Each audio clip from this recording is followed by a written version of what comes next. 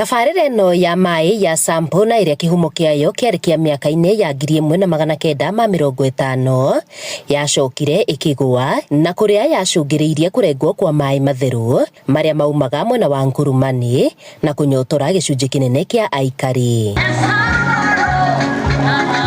Kwa ihinda iraya, atumia gũkũ makoretwo magĩtuma thabarĩ ndaya ya makĩria ma kilomita 30 gũcaria maĩ ma mahũthĩro o hamwe na ma mahiũ ma.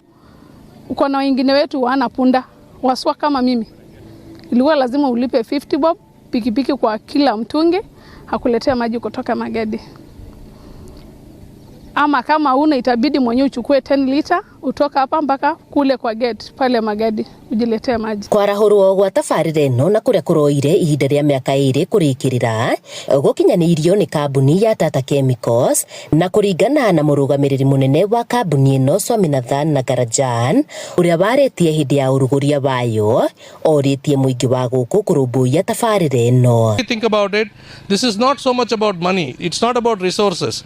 We could have our own people who can actually patrol short distances, but we cannot allow illegal connections coming in. So if illegal connections come in, water tappings happen, where is the point of water coming into Olpira? It will not come, and we will only be blaming ourselves. Access to clean and safe water is a human right, and I think as a company we should work closely with the community to identify the water resources that are around us so that we deliver that basic right to our community. Netabarĩra ikenereirwo ni aikari gũkũ na njĩra nene. Ndio, lakini kwa sababu tunachota tukiwa location karibu 4, tunakuta tunachota hadi inaisha. Hata kama tumetengenezwa hizo tap, mahali maji yanatokelezea, tunaona kama hiyo maji itatuchelewesha. Mpaka saa nyingine tunapanda juu. Lakini sasa tumekuja tukatengenezewa na kampuni Tata Chemicals.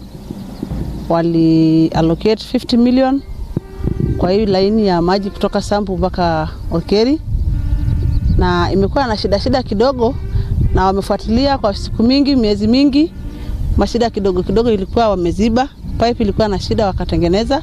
So kampuni ndio wametusaidia na tunawashukuru sana kwa sababu tumekuwa na shida ya maji sana. Jackson Ole Sapit, Archbishop wa kanitha wa ACK, akĩũria mũingĩ kũhũthĩra maĩ maya na njĩra igwete nĩguo kũhota gwĩkũria wene. Kuwa mahali ambayo jamii hii watanufaika kwa pakubwa. Wamama hawa wanaweza kuwa wanatengeneza mahali pao kutengeneza hizi shanga zao, saa ile wanangoja kuteka maji, wamefanya kitu kingine ambayo inawaletea mapato na biashara.